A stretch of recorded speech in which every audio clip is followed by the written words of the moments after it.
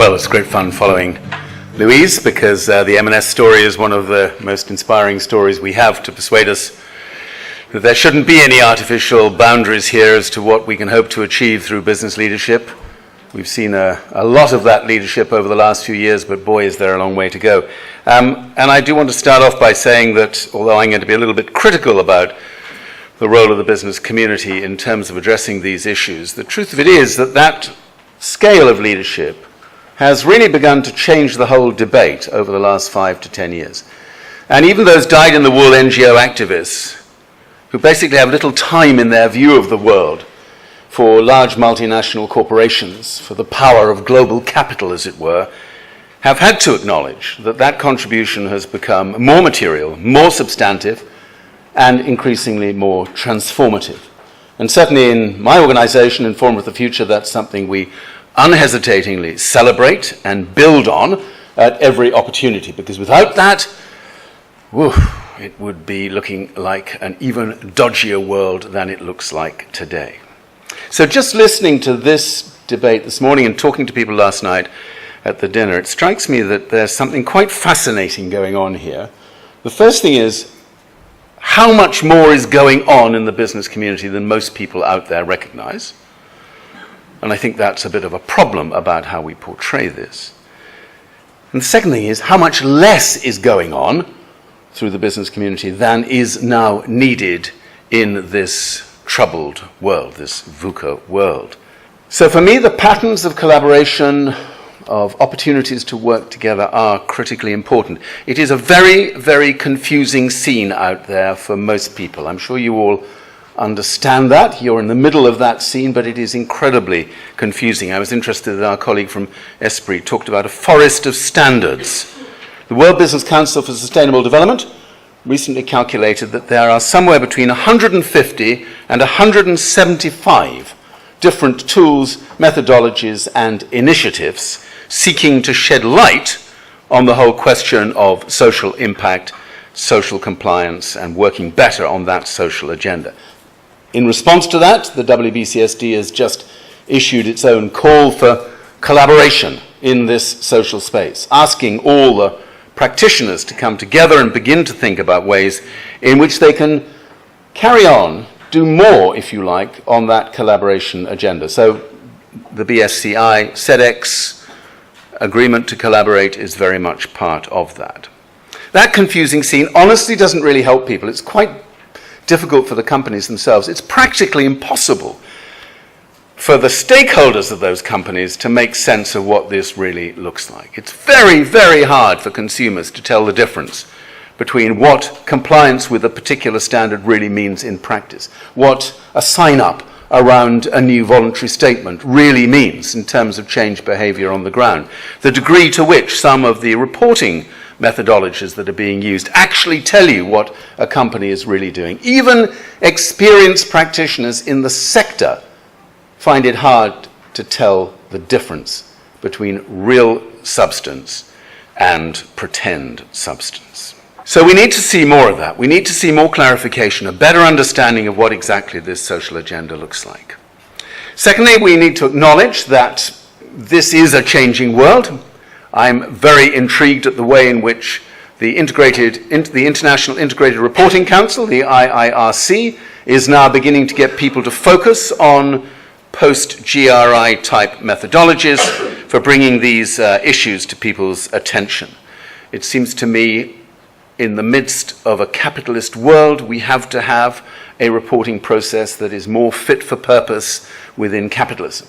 The IIRC, as you know, is recommending that we move towards the use of different stocks of capital, natural capital, social capital, human capital, financial, manufactured, and intellectual capital, the 6 capital stocks, as the means by which any company today should be reporting on its total impacts, negative and positive, for all its different stakeholders, not just its shareholders.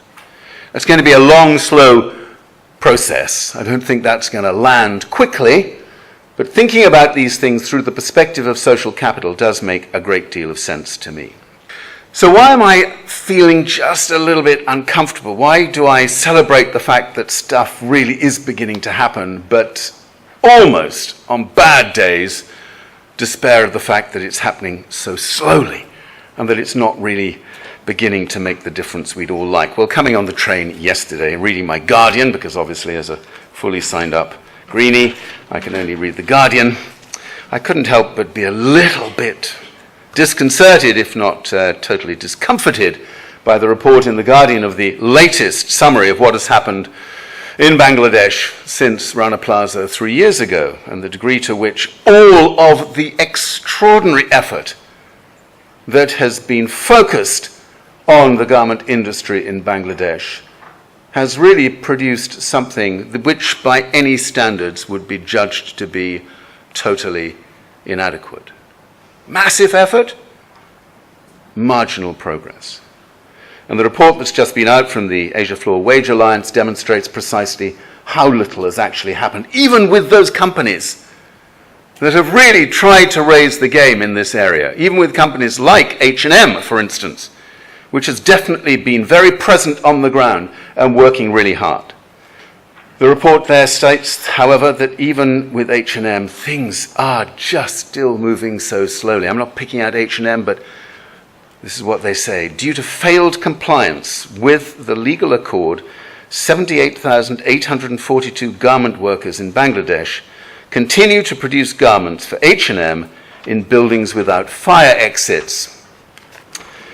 Now, don't get me wrong, I'm sure H&M is trying really hard to make sure those buildings have fire exits, but just how far down the story about better working conditions do we have to go when we can't even deliver fire exits for the majority of workers in a country like Bangladesh with companies like H&M?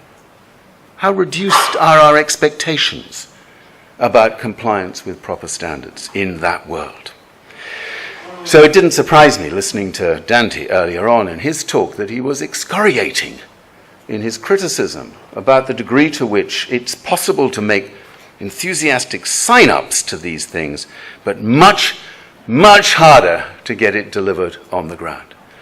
And inevitably you get the impression that sometimes even the best companies are running incredibly hard to stay in exactly the same place as they were the year before.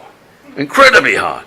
You just heard a classic example of how hard companies really are working this agenda today. And what is that achieving? Well, it achieves quite a lot. It resecures a company's license to operate in society. That's pretty important.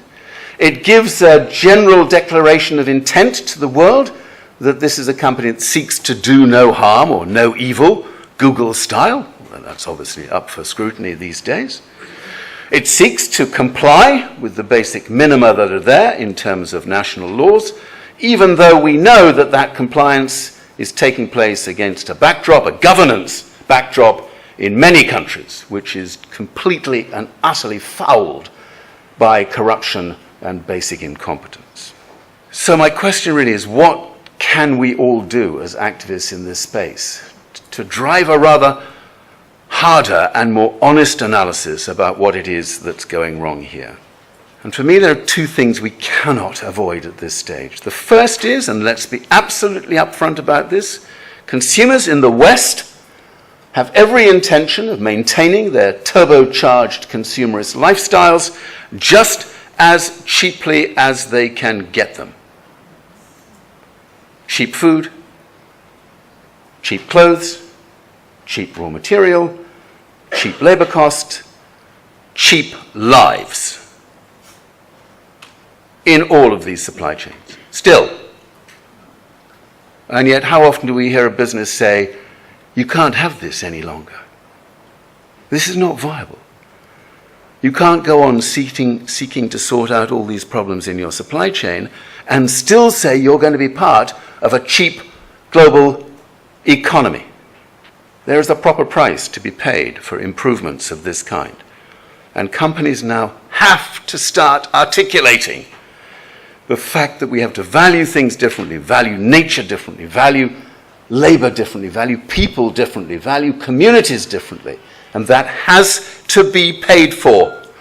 It is impossible to go on doing better here whilst maintaining the fiction that we can go on driving down costs for already overprivileged, pampered consumers in the West. And the second difficult area, which Dante has already touched on, is the failure of governments to regulate properly, which means we often come back to these voluntary guidelines, compliance with voluntary guidelines, protocols, standards, and so on. It does interest me that this one instrument that we've now had, following up on the UN Guiding Principles, the Modern Slavery Act from the UK, which is a legislated intervention in the lives of all companies who want to do business in the UK, is probably having a bigger impact than almost anything else that has come forward. Why? Because it comes from government. It's an act of parliament. It's a regulated minimum standard. You comply with it or you're prosecuted.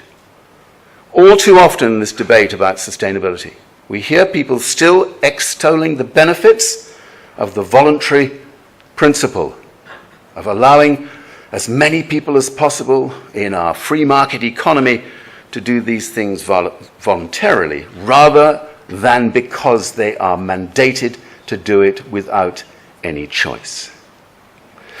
And if I have one simple message for the FTA, for the Foreign Trade Association itself, you know as well as I do that there are still far too many people out there in the trade debate, in this whole story about the contribution that trade makes to a better world, far too many people out there who still see free trade and better, improved, more rigorous, mandated government regulation as being mutually exclusive.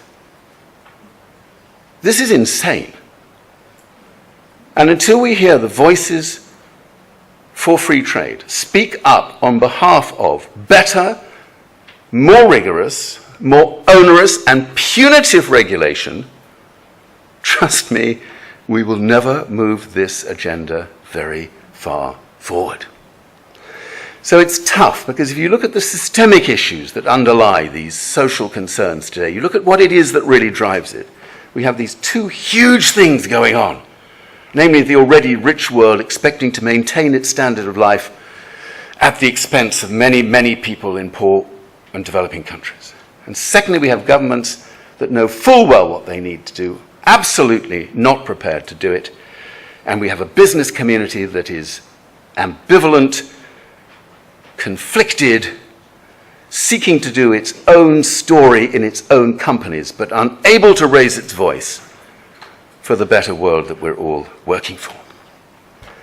So it's kind of tough for everybody involved in this, for BSCI, for SEDEX, for all of us doing this kind of work. I've only talked about the social issues today because that's what we're talking about here. I was, however, delighted to hear that we will now see more collaboration between BEPI and BSCI, because I think that is absolutely fundamental. Not anyone, not a single person this morning has raised the spectre of accelerating climate change, so I feel duty-bound to raise it just before we all disappear into our coffee break to wonder what's coming next, as it were. Look, the simple story from Paris, from the Paris Agreement at the end of last year, and I have to make this simple because we haven't got much time. The simple story is that was a fantastically important, very positive, actually hugely inspiring international agreement, probably the most inspiring moment in the complex governance of climate change that we've seen since the Kyoto Protocol back in 1997. Fantastic. Absolutely fantastic. If every single thing that they signed up to in Paris was actually done and delivered, it's quite a big if, as I'm sure you understand, if it was actually done and delivered, it would still produce an average temperature increase of 3.7 degrees centigrade by the end of this century. No time for a primer on the science of climate change. But you all do know that anything above 2 degrees centigrade, average temperature increase by the end of this century, pretty much means the end of the civilized world as we know it today. I'm not exaggerating about this stuff. If you really look deep into what 3 degrees centigrade, 3.5, 4 degrees centigrade, average temperature change means by the end of this century, honestly, you can wave goodbye to improving people's lives. through better adherence to human rights principles. You can wave goodbye to the notion of women's empowerment. You can wave goodbye to the notion of improved livelihoods for people, for fair wages for people, for better economies to help people get out of poverty. That stuff becomes almost completely academic in a plus 2 degrees centigrade world.